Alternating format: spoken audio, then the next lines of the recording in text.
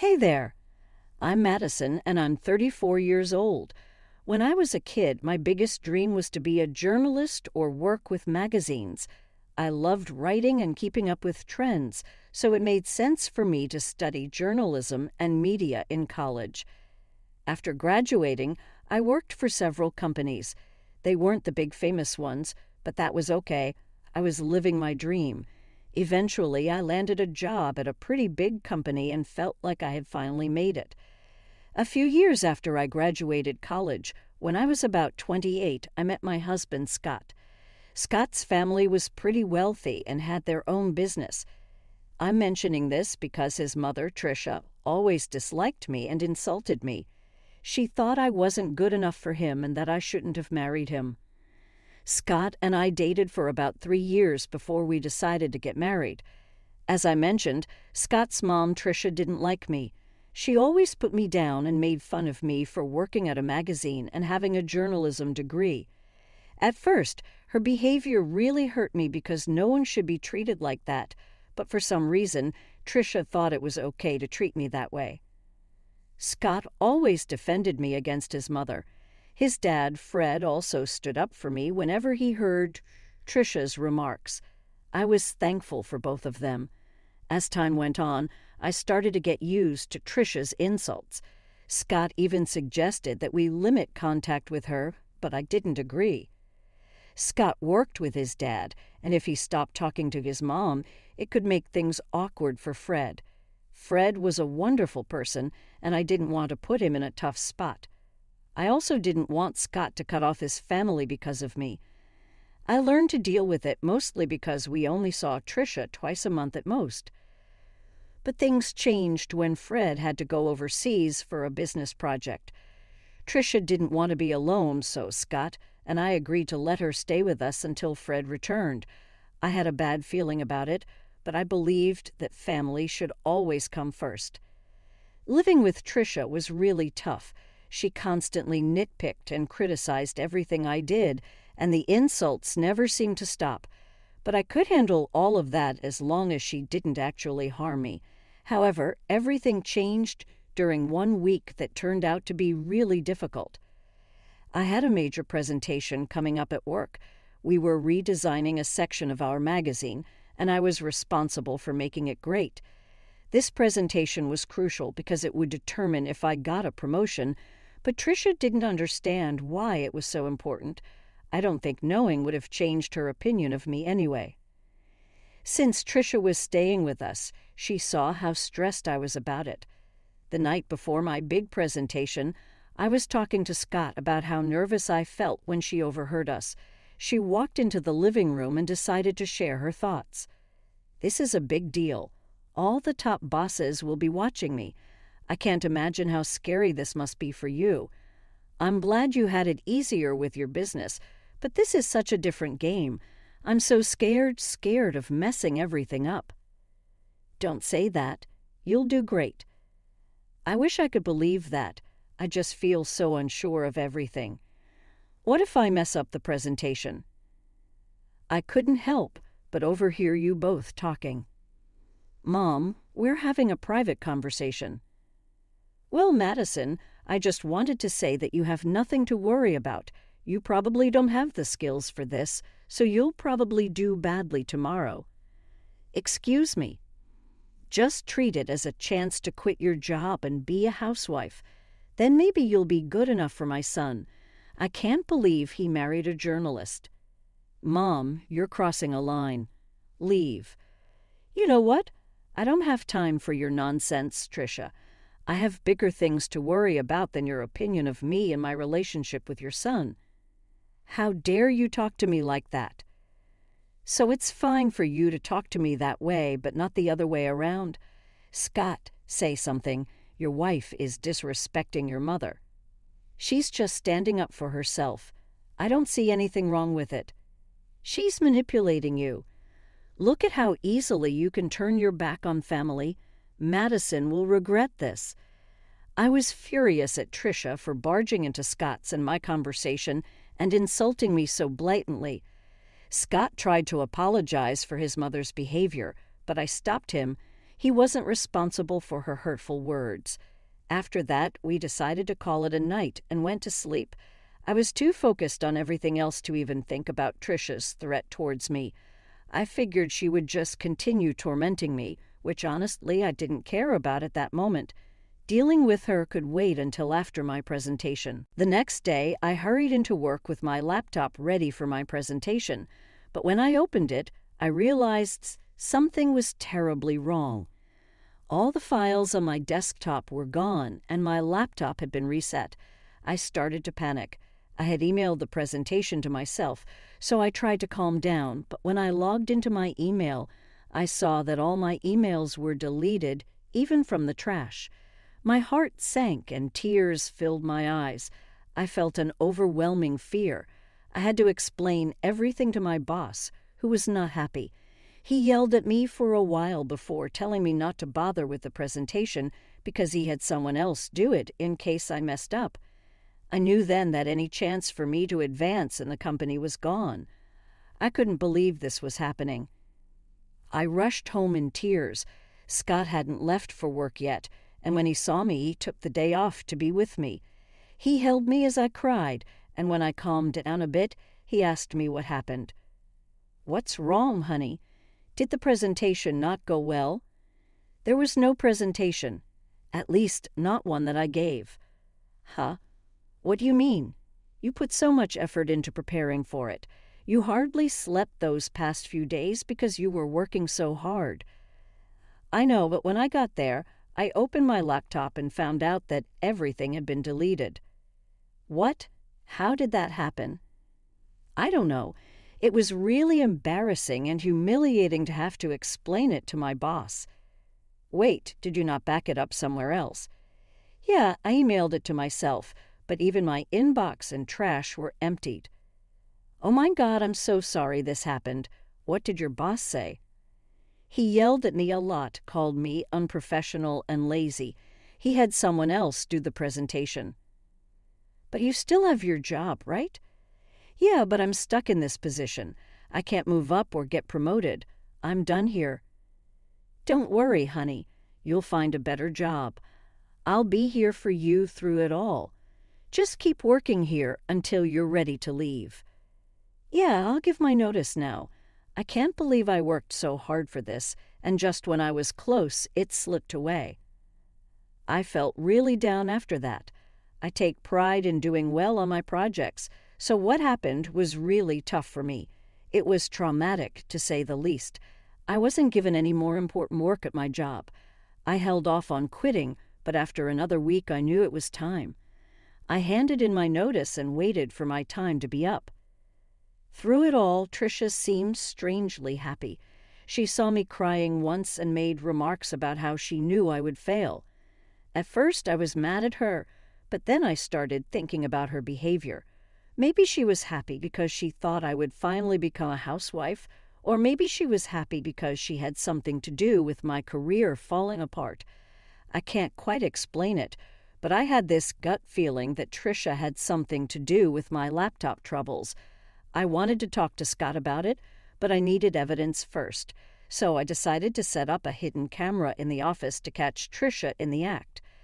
I ordered a camera disguised as a smoke detector and installed it on the ceiling. I connected it to my phone and got ready to implement my plan. The next step was to somehow let Tricia know about my upcoming presentation. That wasn't too hard. I just paced around the office looking worried. Scott was still at work, unaware of what I was doing. Tricia noticed my anxious behavior and asked what was going on. "What's wrong? Are you stressed about another project?" "I need to tell someone. Since you asked, I've been given another chance to present my work, and it could lead to a raise." "Oh, really?" "Yeah, and I'm really nervous because this is my last chance to get things right, and I have to do it well." "Why aren't you telling Scott? Is it because you're embarrassed about your job?" "No, it's because I don't want to disappoint him again. Just keep it between us, okay?" "I'm not promising anything, but it'll be interesting to see what happens tomorrow." "Why do you always want me to fail?" "I just think you'd be better off as a housewife. It's less embarrassing than what you're doing now." I don't have time for this, and I don't care what you think. Please leave me alone so I can practice my presentation before Scott gets home. Trisha left, but not before giving my laptop a look and smirking at me. I had a feeling something was up. I stayed in the office a little longer, only leaving when Scott came home. Trisha didn't mention my presentation, but she kept smirking at me during dinner. After we went to bed, I checked the footage from the hidden camera on my phone, keeping an eye out for any movement.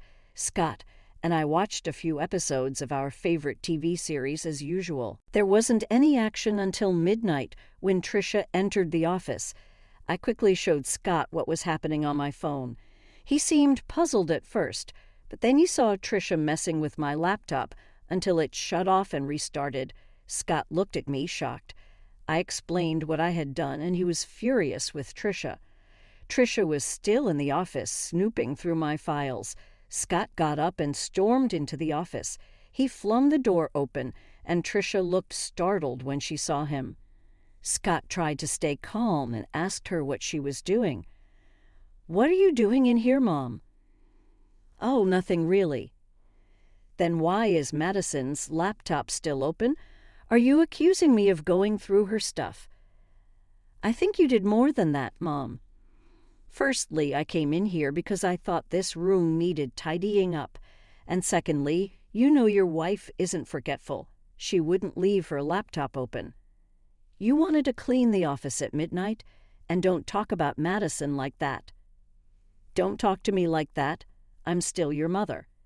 "Yeah, my mother who loves to hurt and sabotage my wife." "What are you saying?" "We caught you on camera resetting Madison's laptop. You were spying on me." "No, we just wanted to make sure that what happened to Madison wouldn't happen again." "That's disgusting. How could you film me without my consent?" "I didn't put cameras in your room. I put one in my office, and you went in there without my permission. And even if it was wrong, it's nothing compared to what you did to Madison. I want you out of our house tomorrow." "But I'll be all alone," Trisha protested. "I don't care. I don't want to talk to you." The next morning, Trisha tried to delay things by helping with breakfast and washing dishes, but Scott wasn't having it. As soon as she finished, Scott came down with her bags and told her he'd packed for her and ordered her an Uber. Trisha pleaded with him to let her stay, even crying, which was unusual for her as she usually made others cry. Scott ignored her and went to our room. Trisha turned to me and started yelling, blaming me for setting her up. I told her if anyone should be yelling, it's me. She's lucky I haven't shared the footage with her friends and family. If they knew what she did to me, she'd lose them all. That shut her up pretty quickly. After Trisha left, I felt the weight lifted off my shoulders. Though I was still upset about my job situation, I knew I could bounce back and do even better. Scott was my biggest support throughout everything. Once my notice period ended, I took some time off to rest and figure out my next steps. Over the next few months, I took courses in different areas of my field. I knew if I focused on a specific niche and found the right job, I could achieve a lot more. I didn't want to expose Trisha, but after years of her putting me down, I wanted to show her what I was capable of. I wanted to reach heights even she hadn't seen. With Scott's help, I got recommendations in various places. Being wealthy also meant having many connections, which was a huge advantage.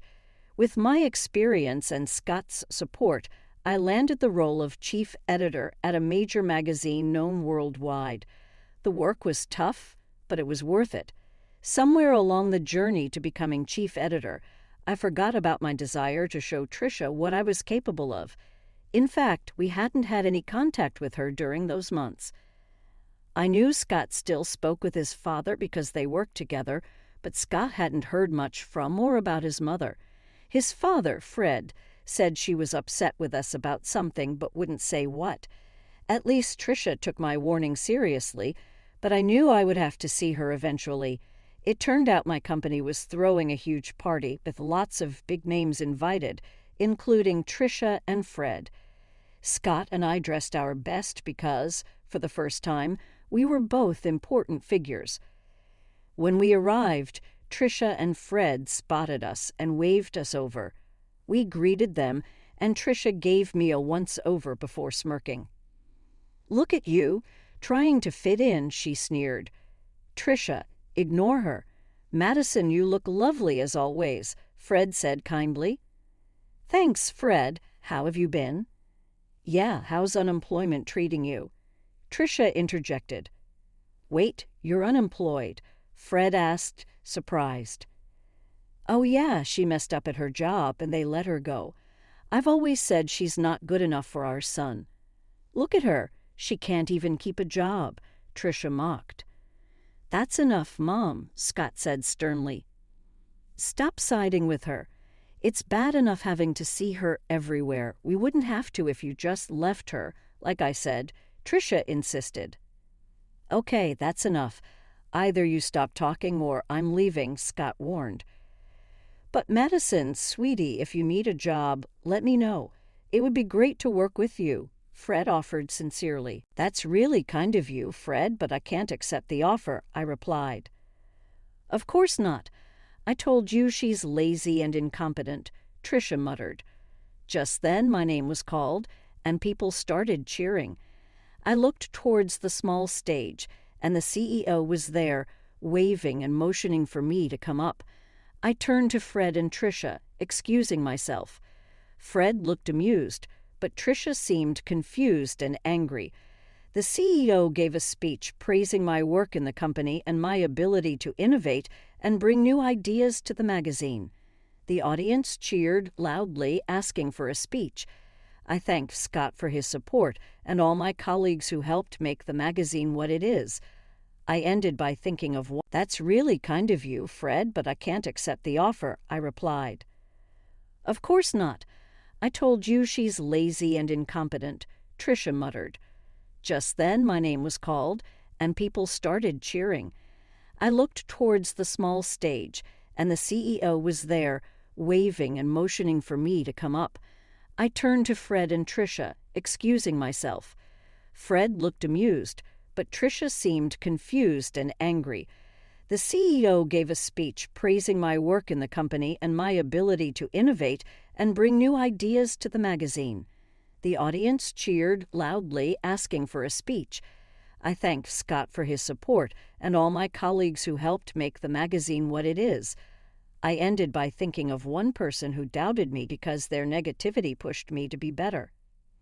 As I walked off the stage, everyone stopped me to congratulate me and ask about the unnamed critic, but I kept that to myself.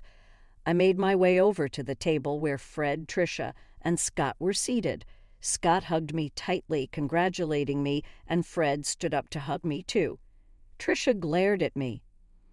"Oh, Madison, this is amazing. I can see why you wouldn't want to work with us," Fred said. "Thanks, Fred. Although I'll admit, if you'd offered me the job about 6 months ago, I might have taken it." "You should have. At least then you'd be paid more," Trisha snorted. "Paid more? I could never put a price on this," Fred replied. "Right, she's not worth all that money," Trisha scoffed. "No, I mean I couldn't match what she's earning right now." "What do you mean?" Trisha asked, confused. "Do you want me to tell her, Madison? It might come off as boasting if I say it," Fred offered. "Madison makes at least 5 times more than I do in her current position," Fred